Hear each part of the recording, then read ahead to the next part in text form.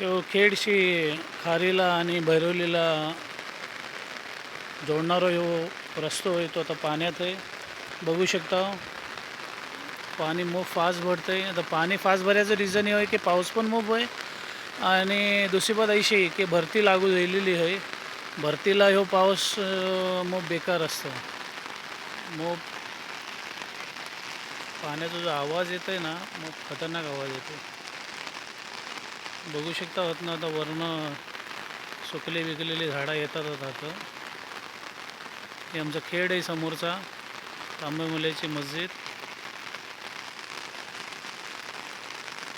आणि मी अपोजिट डायरेक्शनला उभो आहे. पाण्याचं वाहत म्हणजे खूप खतरनाक आहे.